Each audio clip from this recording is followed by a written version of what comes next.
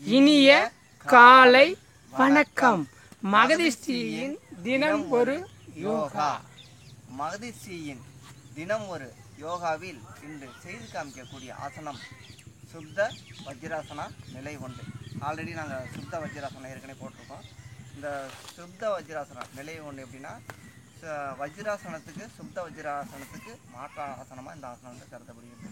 இந்த ஆசனம் வந்து நம்ம செய்வதனால் ஏற்கனவே வீடியோ சுப்த வஜ்ராசனம் போட்டிருக்கோம். அந்த சுப்த வஜ்ராசனம் செய்வதனால் ஏற்படும் நன்மைகள் அனைத்தும் இந்த மாற்றாசனத்தில் கிடைக்கின்றன.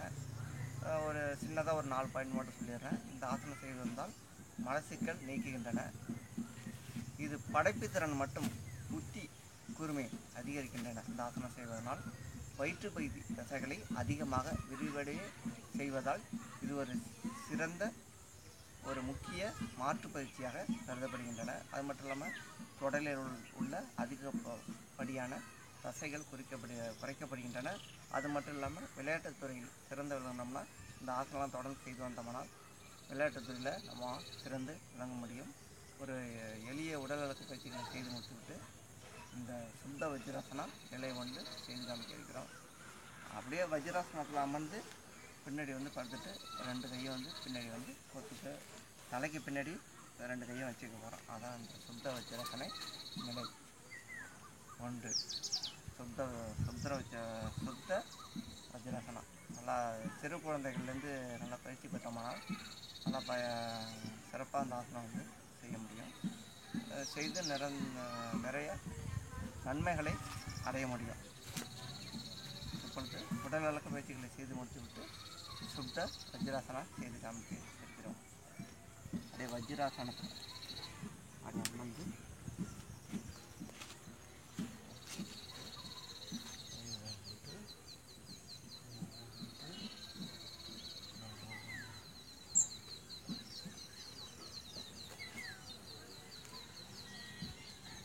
கையை வந்து தலைக்கு பின்னாடி கொண்டு போயிடணும். உங்களுக்கு எப்படி வசதியாக இருக்கோ அப்படி ஃப்ரீயாக இருக்கோ அப்படி நீங்கள் வந்து பயிற்சி பெற்றுக்கலாம். எண்ணிக்கை போட்டுக்கலாம். நீங்கள் எப்படி வச்சுக்கலாம். எண்ணிக்கை 1 2 3 4 5 6 7 8 9 10 11 12 13 14 15 16 17 18 19 20 21 22 23 24 25. நன்றி ஆர்ஜி அவர்களே.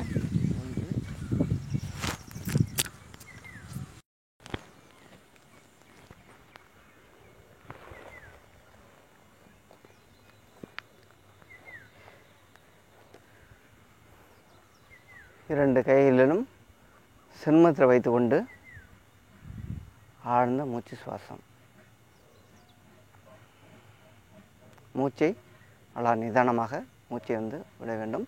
நல்லா மூச்சை வந்து நிதானமாக விடும்பொழுது மூச்சை கவனிக்க வேண்டும். மூச்சை நல்லா கவனித்தாவே அதுவே வந்து நம்மளை வந்து ஒரு தியான நிலைக்கு கொண்டு போய் சேர்த்து விடும்.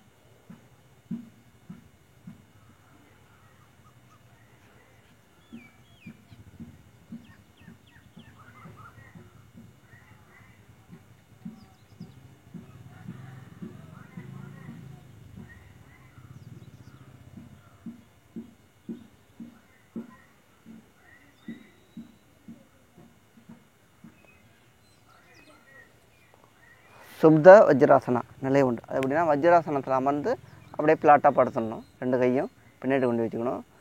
இந்த ஆசனம் செய்வதனால் நல்லா நெஞ்சு பகுதி, சில பேருக்கெல்லாம் நெஞ்செல்லாம் பார்த்தோம்னா நல்லா உடம்புலாம் நல்லா இருக்க மாதிரி இருக்கும். நெஞ்சு மட்டும் அப்படியே சும்மா குறுகி இருக்கும்.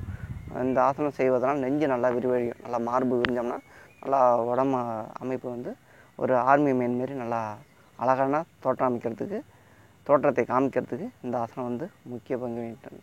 1 நாள் 2 நாள் செஞ்சால் மட்டும் இதுமாரி இந்த சிறந்த நன்மைகளை நம்மால் அடைய முடியாது.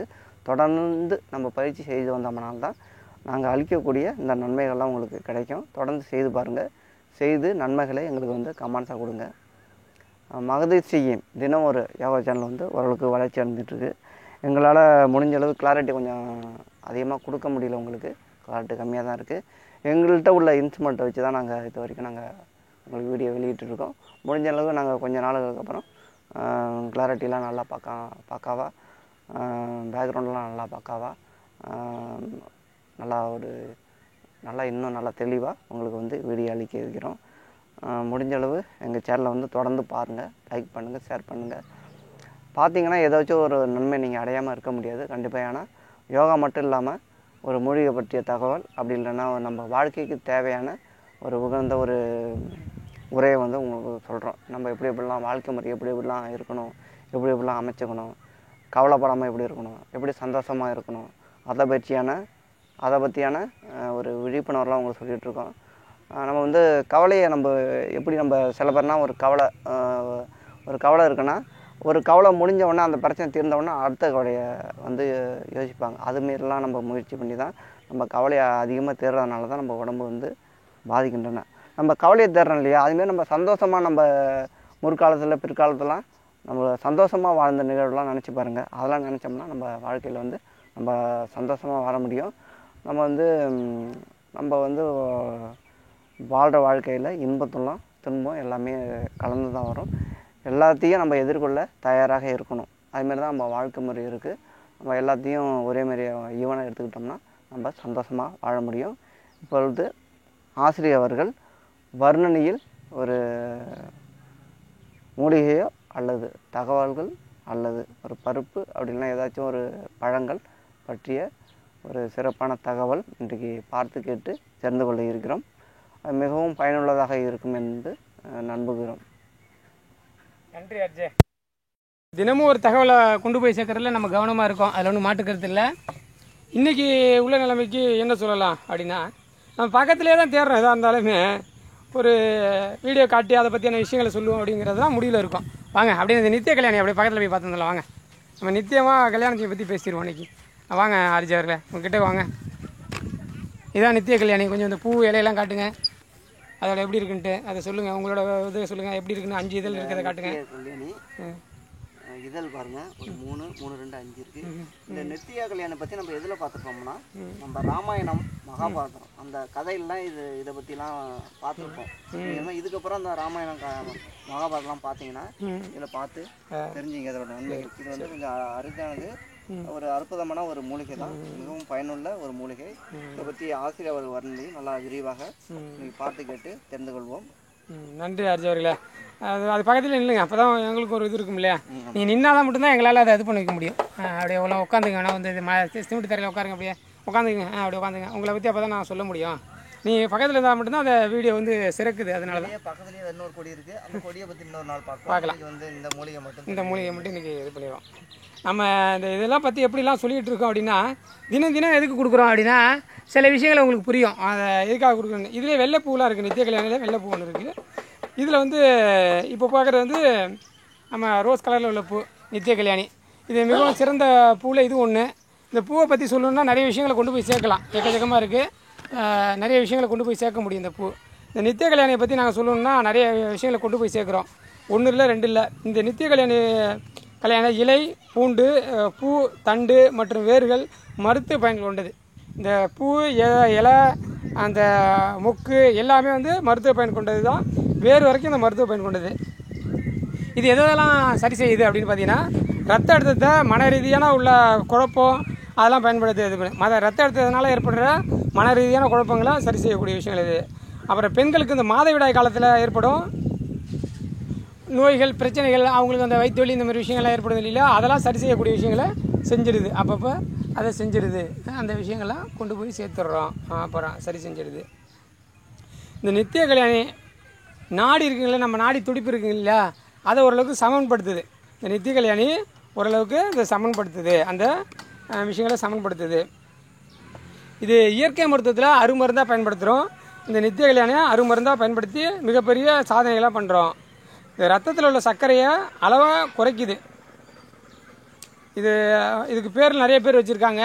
ஆனால் நம்ம கிராமத்து பக்கம்லாம் பார்த்திங்கன்னா இது நித்திய கல்யாணின்னு நிரந்த நித்திய கல்யாணின்னு சொல்லுவாங்க. இதை போய் நிரந்த நித்திய கல்யாணி அப்படியே அவ்வளோ பெரிய விஷயங்களை செய்யும் இந்த இயற்கை மருத்துவத்தில். இலை முதல் வேறு வரை பயன்படுத்துறதுனால இந்த நித்தமும் அப்படிங்கிற, நித்தமும்னா முழுவதும் அப்படின்னு அர்த்தம். அந்த முழுவதும் பயன்படுத்திக்கலாம் அப்படிங்கிறதான் இது ஒரு தாவர இதில் கொண்டது. பூ வேறு ஆகிய அனைத்தையும் மருத்துவ இதில் பண்ணுறோம். நல்ல மருந்துன்னு சொல்லலாம். பூவை பார்த்தாலே ஒரு மகிழ்ச்சி அடையும், அந்தமாரி இருக்கும் இந்த பூவில். இதை எப்படி சாப்பிடலாம் அப்படின்னா, வடிகட்டி அதை கொஞ்சம் வெந்நீரில் போட்டு அந்த பூவை போட்டிங்கன்னா பூவை போட்டு கொஞ்சம் அப்படியே வெந்நீர் கொதிக்க விட்டு லைட்டாக அப்படியே போட்டு இறக்கி அப்படியே குடிக்க வேண்டியதான். இந்த இதை அவ்வளோ கொஞ்சமாக தான் ரத்த அழுத்தம் இருக்கும். கொஞ்சம் கொஞ்சமாக இது பண்ணோம்னா அந்த ரத்த அழுத்தத்தை குறைச்சிரும். அதோட பூ 5 இலை உள்ள தாவரமாக தான் இருக்குது. அதை கவனிச்சிங்க. நித்திய கல்யாணியில் வெள்ளை நித்திய கல்யாணி இருக்குது. அதை நீங்கள் அப்புறமா மறுபடியும் வேறு ஏதாவது வாய்ப்பு இருந்தால் அதை காட்டுறோம். இது ஈஸியாக இங்கே கிடைக்கிறனால காட்டுறோம். பக்கத்துலேயே இருக்குது. எப்போதுமே நாங்கள் காட்டுறது எல்லாமே நம்ம சோலையில் விளையிற செடிகளை பற்றி தான் சொல்லி அதோட நினைவு கருத்துக்களை சொல்லிக்கிட்டே இருக்கோம். ஒவ்வொரு நாளும் அந்த பூ இலைகளை பற்றி ஒரு செடியை காட்டி அதை என்னென்னலாம் செய்யுது அப்படின்னு.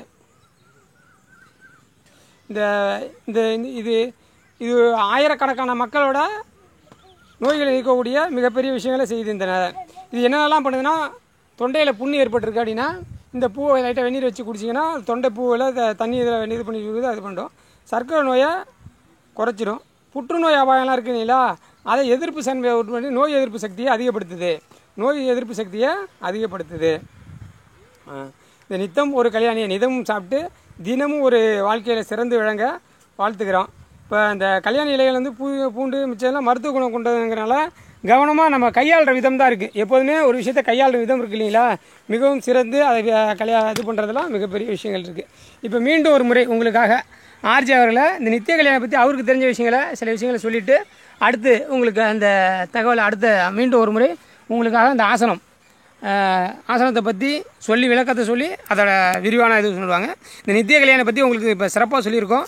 நன்றி. மீண்டும் ஒரு நாளை ஒரு வாய்ப்பு கிடைக்கும்போது நம்ம வர்ணனையை தொடரலாம். நன்றி. ஆர்ஜி அவர்கள் இப்போ ஆசிரியர் அவர்கள் வர்ணனையில் நித்திய கல்யாணியை பற்றி தெரிஞ்சுக்கிட்டோம். இன்றைக்கி வந்து இன்னொரு மூலிகை பற்றி தெரிஞ்சுக்கிட்டு நம்ம வந்து 2வது சுட்டு செல்ல இருக்கிறோம். நம்ம வெற்றிலையின் மகத்துவம், வெற்றிலையை பற்றி இன்றைக்கி தெரிஞ்சுக்க போகிறோம். வெத்தலை பக்கம்லாம் போடுறாங்க இல்லையா, வெத்தலை பக்கம்லாம் போடுறது நல்ல விஷயந்தான். ஆனால் வந்து நம்ம புகையில வந்து சேர்க்காம வெத்தலை பாக்கு போட்டோம்னா அது நல்ல விஷயம். நம்ம வந்து புகையில சேர்த்து தான் அதிகமாக போடுறாங்க. அதனால தான் வெத்தலை பாக்கெல்லாம் வந்து அதிகமாக போடக்கூடாதுன்னு சொல்கிறாங்க. அதில் வந்து அந்த வெற்றிலை பாக்கு சுண்ணாம்பெலாம் வச்சு போட்டோம்னா அந்த உமிழ்நீர்லாம் நம்மளுக்கு வந்து அதிகப்படியான நன்மைகள் அதிகம், செரிமானத்தை அதிகமாக கொடுக்கின்றன. இந்த வெற்றிலை பற்றி ஒரு சிறப்பான ஒரு சிறிய தகவலை தெரிஞ்சு கொண்டு இந்த 2வது சுட்டு சுப்த வஜ்ராசனா 2வது சுட்டு செய்து காமிக்க இருக்கிறோம். வெற்றிலை இருக்கு இல்லையா, வெற்றிலை அந்த இஞ்சி ரெண்டுத்தையும் சமளவு எடுத்து சாறை எடுத்துக்கிட்டு 1 ஸ்பூன் சாறுடன் 1 ஸ்பூன் தேன் கலந்து சாப்பிட்ணும். ஒரு நாளைக்கு 2 வேளை வீதம் நம்ம சாப்பிட்டோம்னா நம்ம உடம்புல வந்து இந்த ஆஸ்துமா, இருமல், நெஞ்சு சளி அதிலேருந்து நம்ம மீண்டு வரத்துக்கு வந்து பெரிய நிவாரணமாக இருக்கிறது இந்த வெற்றிலை, இஞ்சி மற்றும் தேன், இந்த 3ம் சேர்த்து. நம்ம இப்போ நாட்டு வைத்தியில் வந்து எதுவுமே வந்து நம்ம சில நோயெல்லாம் குணமாகணும்னா ஒன்று மட்டும் கொடுக்க மாட்டாங்க. மேக்சிமம் எல்லாத்துலேயுமே இந்த தேன் கலந்து கொடுக்குற மாதிரி தான் இருக்கும். தேன், இஞ்சி அதெல்லாம் நிறையா வைத்தியத்தில் நீங்களாம் பாருங்களேன், நிறைய இதில் வந்து நம்ம தேன் வந்து கலந்து தான் நம்மளுக்கு கொடுக்கணும். பொதுவாக பார்த்தோம்னா உடம்பு ஏறணும்னா இப்போ தேன் இருக்குது இல்லையா, தேன் வந்து பாலில் கலந்து கொடுத்தா உடம்பு ஏறுங்கிறாங்க. அதே உடம்பு இளைக்கணும்னா தேனை வந்து வெந்நீரில் பச்சை தண்ணியில் கலந்து குடித்தா உடம்பு குறையும் அப்படிங்கிறாங்க. அதுமாரி தேன் வந்து நம்ம உடம்பு வந்து நம்ம ஆரோக்கியமாக வச்சுக்கிறதுக்கு மிகவும் முக்கிய பங்கு வகிக்கின்றன. சுத்தமான தேனெல்லாம் வந்து அதிகமாக கிடைக்கிறதுல எல்லாமே சர்க்கரை கலந்து தான் கொடுக்குறாங்க. அதில் வந்து எந்த இடத்துல நம்மளுக்கு சுத்தமான தேன் கிடைக்குதோ அந்த இடத்துல நம்ம வாங்கி நம்ம வந்து உபயோகிக்க வேண்டும். இப்போ வந்து வெற்றிலை பற்றி தெரிஞ்சுக்கிட்டோம். இப்போ வந்து சுப்த வஜ்ராசனா 2வது சுட்டு செய்து காமிக்க இருக்கிறோம்.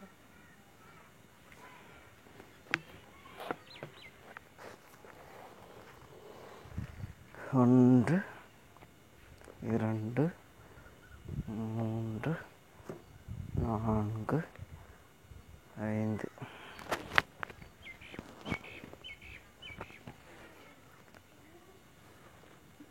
எண்ணிக்காய் 2, 3, 4, 5, 6, 7, 8, 9, 10, 11, 12, 13, 14, 15, 16, 17, 18, 19, 20, 21, 22, 23, 24, 25. நன்றி ஆர்ஜி அவர்களே.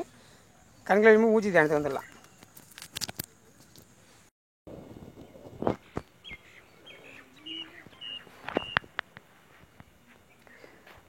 இரண்டு கைகளிலும் சின்முத்திரை வைத்துக்கொண்டு ஆழ்ந்த மூச்சு சுவாசம்.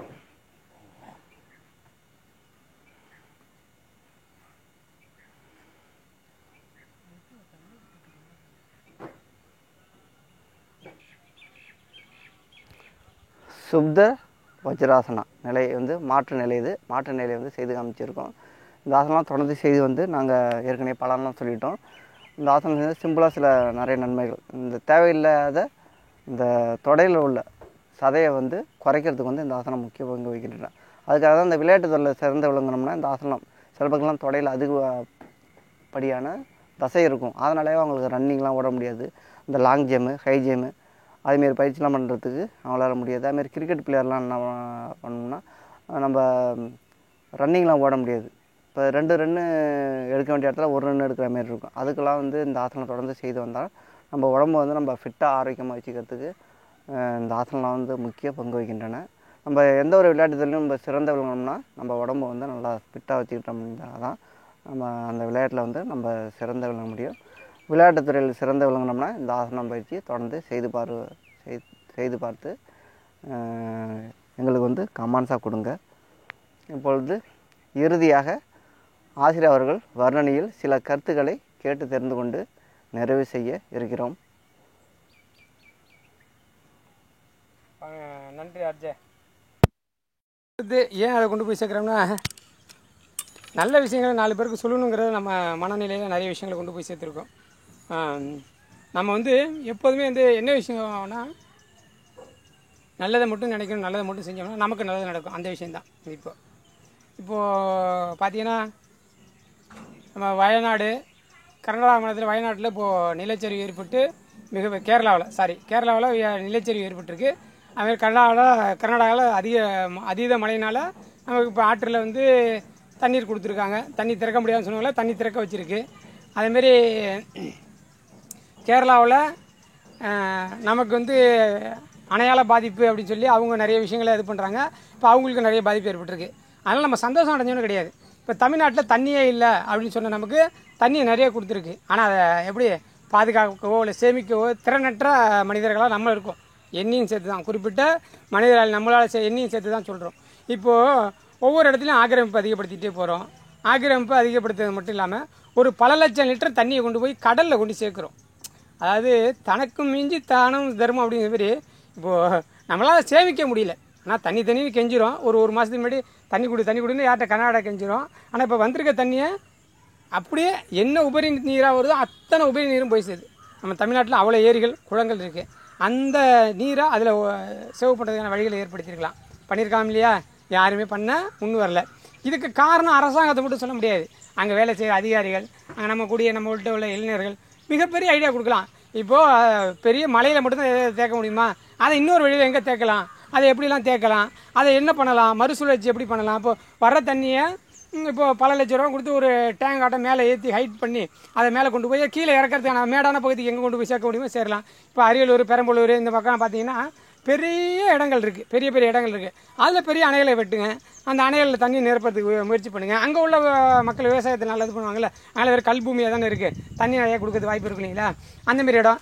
இப்போது தஞ்சை மாவட்டத்துலேயே வேறு எங்கேயாச்சும் தண்ணியை தேக்க முடியுமா? இப்போ பல லட்சம் லிட்டர் கொள்ளிடம் இருக்குது. அந்த கொள்ளிடத்தில் எங்கெங்கெல்லாம் தடுப்பணைகள் கட்ட முடியுமா? அது தடுப்பணை கட்டினா சரிதானா? இப்போ எங்கள் ஏரியாவில் இப்போ காவேரியில் ஃபுல்லாக தடுப்பணை கட்டியிருக்காங்க அங்கங்கேயும். இப்போ அதனால் என்ன பயன் இருக்குன்னா, தண்ணி நிறைய சேவ் ஆகினா இல்லை, கிடைக்கல. அது ஆராய்ச்சி பண்ணணும். இப்போ தடுப்பணை கட்டுறதுனால தண்ணி ஆள் மட்டத்துக்கு போயிருக்கா அப்படின்னு அது ஆராய்ச்சி பண்ணணும். இப்போ அந்தமாரி கட்டினதுனால என்ன நடந்துருச்சுன்னா, அங்கங்கே தடுப்பணை கட்டுறதுனால வெறும் அழுக்காக சேர்ந்துருச்சு. எங்கே ஃபுல்லாக மணல் ஃபுல்லாக மூடி வெறும் அழுக்காக இருக்குது. மண் ஆறு ஃபுல்லாக பில்லாக முளைக்க ஆரம்பிச்சிருச்சு. பரவாயில்ல, அந்த ஆடு மாடாச்சும் சாப்பிட்டு போட்டு அதில் ஒன்றும் பிரச்சனை இல்லை, இருந்தால் இருக்கட்டும். ஆனால் இந்தமாரிலாம் தடுப்பணை கட்டுறதுனால அதுமாரி இல்லாமல் அந்த தடுப்பணை கட்டினாலும் அந்த பிள்ளைகள்லாம் நல்லா எப்போதும் மணலில் குளிக்கிறது தான் ஆசையாக இருக்கும் இல்லைங்களா? நான் அனுபவிச்சதை இன்றைக்கி என்னோடய மகன் அனுபவிக்க முடியல. ஏன்னா அந்த காவேரி ஆற்றுல நான் உருண்டு பிறண்டிருக்கேன், அந்த தண்ணியை குடிச்சிருக்கேன், அந்த மண்ணை தோண்டி தண்ணியை குடிச்சிருக்கேன். இப்போ அந்த நிலையை நாங்கள் அனுபவிக்க முடியல. அதேமாரிலாம் இல்லாமல் அது ஒரு நல்ல மனிதராக எப்படி இருக்குன்னா, நல்ல மனிதனாக, நல்ல அரசியல்வாதியாக, நல்ல ஒரு முதல்வராகவோ ஒரு துணை முதல்வராகவோ ஒரு அமைச்சராகவோ எப்படி இருக்குன்னா நல்ல மனது இருக்கணும். எப்படின்னா நம்ம செய்கிற காரியம் மற்றவங்களுக்கு உபயோகமாக இருக்குமா அப்படின்னு பார்க்கணும். இப்போது ஒவ்வொரு அரசு ஊழியரும் புலம்ப ஆரம்பிச்சிட்டாங்க. தன்னோட உடல்நிலை தனக்கு கிடைக்க வேண்டிய அனைத்து இதையும் இது பண்ணுறாங்க. இப்போ லஞ்சம் அதிகமாகிடுச்சு. என்ன காரணம்னா எதுவுமே சிபிஎஸ்ன்னு வந்துடுச்சு, எனக்கு எதுவுமே இல்லையா அதனால் லஞ்சம் வாங்குறாங்கிறான். அவனை போய் என்ன செய்ய முடியும்? நான் வாங்காமல் போய் தடுக்க முடியும்? உனக்கு அந்த திறன் இல்லை அப்படின்னு சொல்லுவான். அப்படி தான் கிடையாது, எல்லாருக்கும் அந்த திறன் இருக்கும். அவங்கள்ட்ட ஒரு விஷயங்களை இது பண்ணி வச்சுருக்கோம். நல்ல விஷயங்களை கொண்டு போய் சேருங்க, நல்ல விஷயங்களை மட்டும் சொல்லுங்கள். இந்த தண்ணியை இப்போ சேவ் பண்ணுறதுக்கான வழிகளை இப்போ இந்த வருஷம் வந்தப்போ நானும் சரி தான், இப்போ தண்ணி அதிகமாக வந்தப்போ மட்டும் தான் பேசுகிறோம். அதை முடிஞ்சு போன பிறகு மறந்துடும். அதேமாதிரி தான் அரசாங்கத்தையோ மற்ற விஷயங்களோ அந்த நிமிடம் அப்போது ஒரு விஷயத்தை ஃப்ளாஷ் நியூஸ் போட்டு பெருசாகும் ஒரு வாரத்துக்கு. அதுக்கப்புறம் அடுத்த வாரத்தை இது பண்ணால் அடுத்த நியூஸை போட்டு நம்ம இந்த நியூஸை மறக்கடிச்சிடுவோம். இதுதான் வாழ்க்கை. மறந்து போயிடும், எதையும் கடந்து மறந்து போயிட்டே இருக்கும். அப்படிலாம் இல்லாமல் ஒரு விஷயம் இருந்தால் அந்த விஷயத்தை முதல்ல யாராச்சும் ஒருத்தன் கையில் எடுங்க, ஒரு இளைஞன் கையில் எடுங்க. இந்த தண்ணியை எப்போ சேவ் பண்ணுறதுன்னு நினைங்க, கண்டிப்பாக சேவ் பண்ண முடியும். நம்மளால் முடியாது, வேறு யாராலும் முடியாது, கண்டிப்பாக முடியும். இது ஏன் இந்த பதிவை மறுபடியும் உங்களுக்கு ஆள் மடலில் எல்லாருக்கும் பதிவு வைக்கணும்னு ஆசைப்பட்றோன்னா, தண்ணி மிக முக்கியம். தண்ணி இல்லாமல் எத்தனையோ கஷ்டப்படுது. ஆனால் தண்ணியை கிடச்சி நம்ம பயன்படுத்த முடியாமல் வேஸ்ட் ஆக்குறோம். அந்த மனநிலையில் தான் இது பண்ணுறோம். நன்றி. மீண்டும் நான் இப்போ ஆர்ஜி அவர்கள் கருத்தை இது பண்ணி இறுதியாக ஒரு சிறு இதில் முடிச்சிடுவார். நன்றி. இப்போ வந்து தண்ணீர் சேமிப்பு பற்றி நம்ம ஆசிரியர் கேட்டு தெரிஞ்சுக்கிட்டோம். முடிஞ்ச அளவு எங்கெங்கே பைப் லைன் போடணும்னா அங்கங்கே பைப் லைன் போட்டோம்னா நம்ம வந்து தண்ணியை சேமிக்க முடியும். அதுமாதிரி நம்ம வீட்டு கூரையில் இடையில ஒரு திட்டம் ஒன்று வந்துச்சு, மழைநீர் சேகரிப்புன்ட்டு. அதெல்லாம் நம்ம சரியான முறையில் நம்ம செஞ்சோம்னா நம்ம தண்ணியை சேமித்து வைக்க முடியும். முடிஞ்ச அளவு நம்ம ஆற்றிலோட தேவையில்லாத நீரை நம்ம கடலில் கலக்குன்னு சொல்கிறோம். ஆனால் கடலில் ஒரு குறிப்பிட்ட அளவு கலக்கலைன்னா அந்த உப்பு நீர் நம்மளுக்கு அதிகமாக நம்மளுக்கு வந்துடும் அப்படின்னு ஒரு கருத்து ஒன்று இருக்குது. சில வல்லுநர்கள் அந்த கருத்துக்களை தெரிவிச்சிருக்காங்க. ஆனால் முடிஞ்ச அளவு நம்மளுக்கு கடலுக்கு நம்ம ஆற்று தண்ணி போய் சேரணும்னா அளவுக்கு அதிகமாக போகிறதுக்கு தேவையில்லை. முடிஞ்ச அளவு கொஞ்சம் போதுமான அளவு தண்ணி போனால் அது அளவுக்கு அதிகமாக தான் நம்ம தண்ணிலாம் ஆற்றுல போய் கலக்குது. அதெல்லாம் நம்ம சேவ் பண்ணோம்னா நம்ம விவசாயத்துக்கு மிகவும் முக்கிய பங்கு. ஏன்னா இப்போ நிலத்தடி நீர்லாம் நான்லாம் சிறு குழந்தையாக இருக்கிறப்ப 25 அடி 30 அடிலாம் தண்ணி நல்ல தண்ணி நல்லா கிடச்சிக்கிட்டு இருந்துச்சு. இப்போ அடியை எண்ணிக்கை இப்போ 100க்கு மேலே போயிட்டுருக்கு. எங்கள் ஊர்லாம் இப்போ 100க்கு மேலே போயிடுச்சு. அதுமாரி அடி எண்ணிக்கை அதிகமாக போக போக நம்ம பூமி கூடானுச்சுன்னா நம்ம வேறு வெளி நாட்டில் வெளி மாநிலத்தில் நம்ம இந்த பூகம்பத்தை நம்ம கேள்விப்பட்டிருப்போம். நம்மளே அனுபவிக்கிற மாதிரி ஆகிடும். அந்த நிலைக்கு நம்ம செல்ல வேணாம். அதுக்காக தான் நம்ம நீரெல்லாம் அதிகமாக சேகரிக்கணும். இந்த இதெல்லாம் நாங்கள் அழிக்கக்கூடிய இந்த இதெல்லாம் தெரிஞ்சு கொண்டு உங்களால் முடிஞ்ச எப்படி மழை நீரை எப்படி சேர்க்க முடியும், அதுமாரி ஆற்று பாசனம் நீரை நம்ம தேவையில்லாமல் கடலுக்கு சொல்கிறத எப்படி தேக்கி நிறுத்த முடியும், அந்த கருத்துக்கள்லாம் தெரிஞ்சால் உங்களால் தெரிஞ்ச கருத்துக்களை கவர்மெண்ட்டுக்கோ அது சம்மந்தமான அமைச்சருக்கோ மற்றும் கவர்மெண்டில் பணிபுரியும் உயர் அதிகாரி அவங்களுக்கெல்லாம் இந்த கருத்தெல்லாம் தெரிவித்தா நம்ம கருத்து நல்ல கருத்தாக இருந்தால் அதை ஏற்றுக்க எல்லாமே தயாராக தான் இருக்காங்க. முடிஞ்சளவுக்கு நமக்கு தெரிஞ்ச கருத்துக்கள்லாம் இந்த யூடியூப் சேனல் நிறைய சேனல் இருக்குது. அது இல்லாமல் வாட்ஸ்அப்பு நிறைய இப்போ நம்ம கருத்துக்கள்லாம் பரிமாறத்துக்கு இப்போ மொபைல் மிகவும் முக்கிய பங்கு வகிக்கின்றன. அது நம்ம கருத்துக்களை பரப்புகிறோம். ஆனால் நல்ல கருத்தாக நம்ம அதிகமாக நம்ம பரப்புறதில்ல. முடிஞ்ச அளவு நல்ல கருத்துக்களை வாழ்க்கைக்கு தேவையான கருத்துக்களை நம்ம அதிகமாக நம்ம பகிர மாட்டேங்கிறோம். அதெல்லாம் பகிர்ந்தோம்னா நம்ம நாட்டுக்கு ஒரு தேவையான ஒன்றாக தான் இருக்கும். இப்பொழுது சுப்த வஜ்ராசனா நான் இன்றைக்கி செய்து காமிச்சிருக்கோம். இது ஒரு சிறப்பான ஆசனம் செய்து பார்த்து பழகி கமெண்ட்ஸாக எங்களுக்கு கொடுங்க. மகதி ஸ்ரீயின் தினம் ஒரு யோகா சேனலை தொடர்ந்து பாருங்கள், ஸ்கிப் பண்ணாமல் பாருங்கள். லைக் பண்ணுங்கள், ஷேர் பண்ணுங்கள், கமெண்ட் பண்ணுங்கள், சப்ஸ்கிரைப் பண்ணுங்கள். நாளை ஒரு சிறப்பான ஆசனத்துடன் உங்களை சந்திக்க தயாராக இருக்கிறோம். நன்றி, வணக்கம்.